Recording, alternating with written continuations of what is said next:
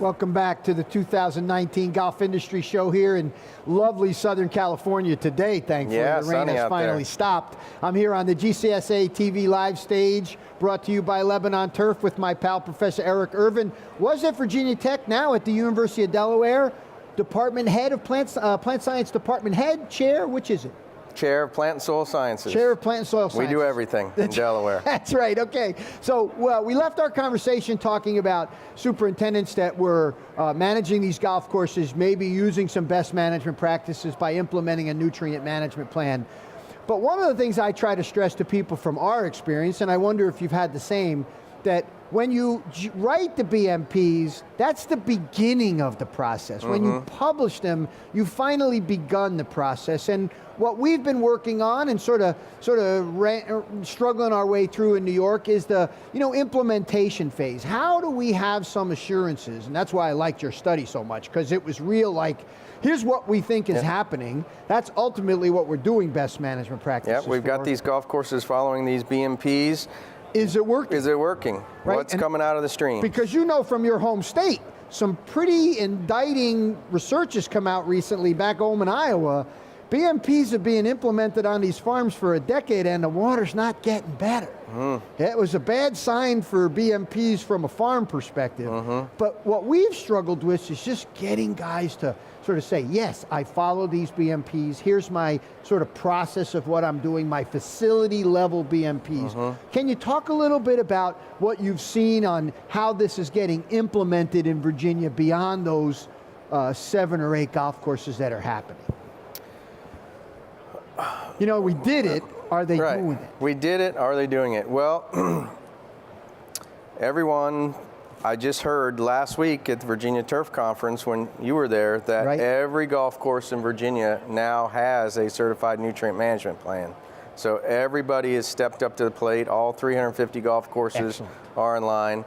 We have 2 full-time people working for the state of Virginia on not just golf course nutrient management planning, but urban landscape nutrient management planning, taking it to lawn care, taking it to sports turf. So the nutrient management component is there. Everybody is getting certified as fertilizer applicators. Yes. But that's Goatley's full-time job.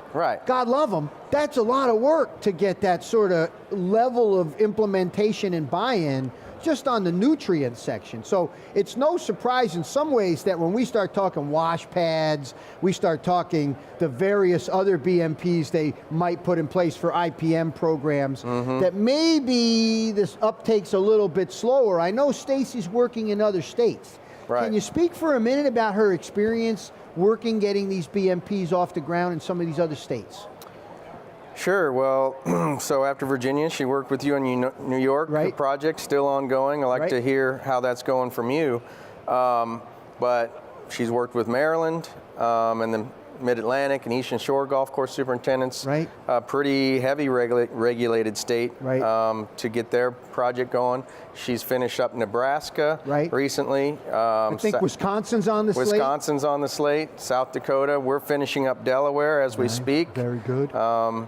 So this is great, right? I know Mark Johnson sitting in the audience. He's music to his ears, all these states rattling off, right? Because we want to have them all done soon, at least in place. So her experience is obviously these things are started and getting done. And academics are getting involved. The superintendents are getting involved. Looks like it's working so far. Is that what you'd report from her? Well,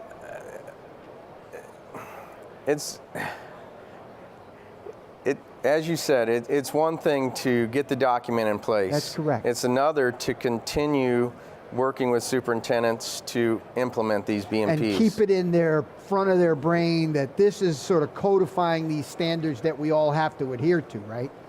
It is a bit of a challenge, right? Because, you look at the trade show floor and there's a lot of things on superintendents' minds when they come to these places. So when I think about, are you doing best management practices? I think, okay, what's a good way to decide how you want to water, right?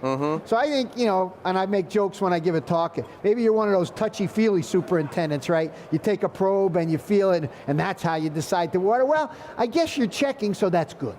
Maybe a better way to be to get the moisture probe, get some numbers, target your watering a little bit. But I would argue, and maybe even a better way might be using a thermal camera, or maybe try and look, an occasional drone image to look at uniformity during a tri-period. But then the best way might be an in-ground sensor that's doing the monitoring, right? Sure. Monitoring satellite imagery, looking at uniformity of your sprinklers, not just from an application, but a soil moisture perspective. So when I think about that, I think, this isn't so easy sometimes to implement these things. So maybe we shouldn't be surprised that in some ways these facility level ones are harder to get implemented. Sure, but maybe we shouldn't be so quick to judge the superintendents. They're a very progressive, educated, professional bunch. Right. They're coming to this conference, attending all of our seminars on cutting edge research. Many, many, many are using soil moisture sensors. Right. Many are stepping up to say, come and do research on drones and such on my golf course. But you would agree that there's still a part of our industry that we could move a little further in this area, since we're talking about water, right? I mean, we want to be mindful of that, and of course, not that you had to turn a sprinkler on in the Mid-Atlantic this year, right? And not that the census would have done you any good this year. But I'm always thinking about what's the best way to reach this industry in a way that not just takes it from a piece of paper, but puts it into practice. And again, that's why I liked what you did with monitoring the golf courses, because it at least give us some indication that, we're all right in a very sensitive area with a lot of water. I still think to get the movement that we want to have, it takes a lot of effort, and that's why full-time extension people, superintendents that have full-time jobs, it's hard to really get everybody adopting this and doing the education that we have to do. So I guess having somebody like Stacy on board with us in New York has been good, and I think that's what superintendents ought to think about. Who's going to carry this thing forward after you've done these, codified them in some way? Who's going to keep getting the message out? Who's going to keep those superintendents who are motivated to do BMPs just for their own facilities, help them out, help them get through that process, help them, hey, I want to do these things that are going to protect my piece of land. Right. I want to get the message out to the community around me. Right. Not only are we a big part of the economy in this community, but we're a multi-use facility that's doing a lot of ecosystem services. That's exactly right. Love when you say that word. Drop that $5 ecosystem word. We love that. Term. Synergy's another good one, right? Okay. So listen, you're at Delaware in a new role now, as an administrator, so to speak. But it allows you to see our discipline in turf and this industry in a perspective compared to other industries, like in the state of Delaware, where again, water quality is going to be a big deal for just about everybody that's managing land in that area. How would you say golf is doing in the context of other industries that you now see more frequently in your role in Delaware? Well, in my mind, golf is doing really well. I mean, if we just talk about Delaware, my local course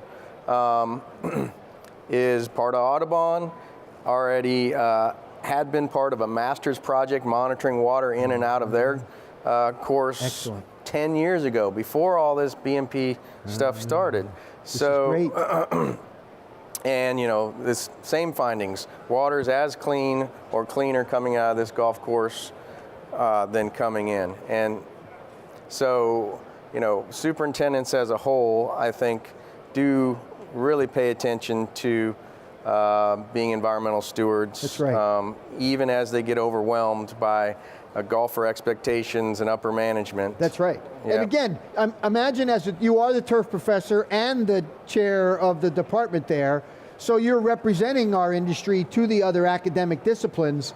How did you find, it's not common to get a turf person running a department. How'd that work out making that transition? Did you feel like you had to apologize? No, not at all. I was welcomed wholeheartedly as, we don't have anybody to give all of our turf extension talks.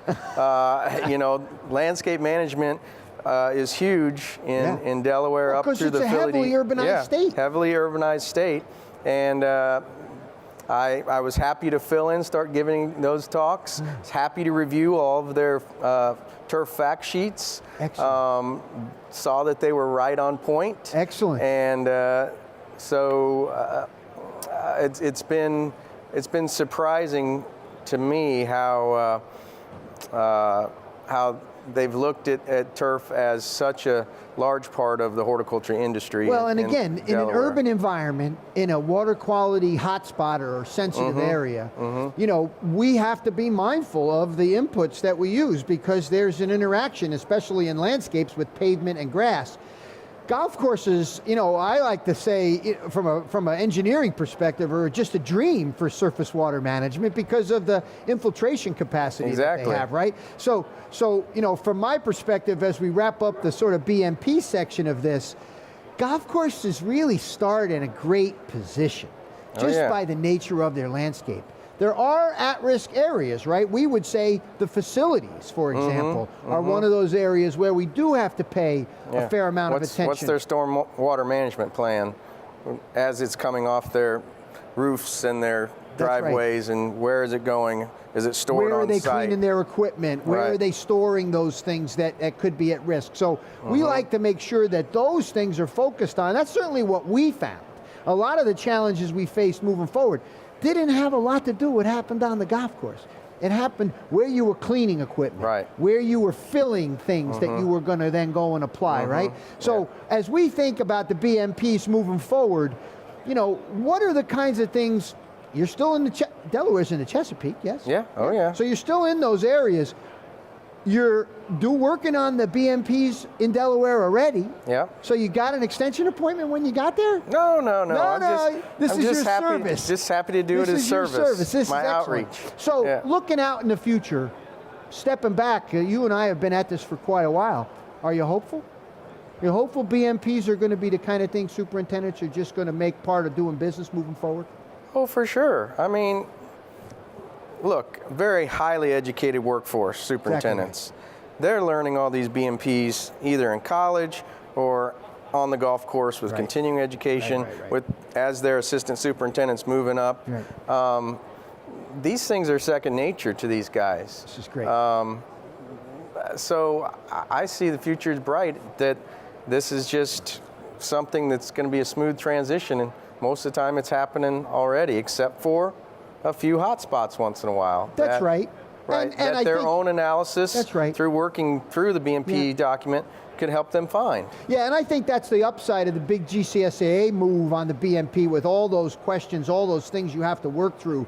Hopefully that resonates back to your facility and they're internalizing them, because that's the real difference between sort of having a sense that you're doing well and actually knowing that you're doing well. Right. And again, back to your little research project measuring those golf courses. That's going to be the ultimate test. I'm not advocating that every place should be testing their water, but maybe some baselines would be good to at least get a sense of how and where you're at right now. Yep. Because when these things get codified, if they then get required, you know, by the state to do them, I'm glad to hear you say this is already their second nature. If they've been sampling, say they put $500 into their budget to sample their water quality 2 to 3 times a year, and they can show that their practices are keeping the water clean, if any regulator comes calling, they're ready. They're ready, and that's the key.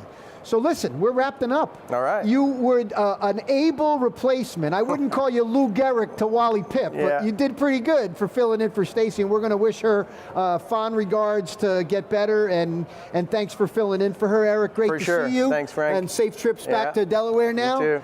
This is Frank Rossi. I'm on the GCSAA TV live stage here at the Golf Industry Show 2019. This is all brought to you by Lebanon Turf, and we'll be right back.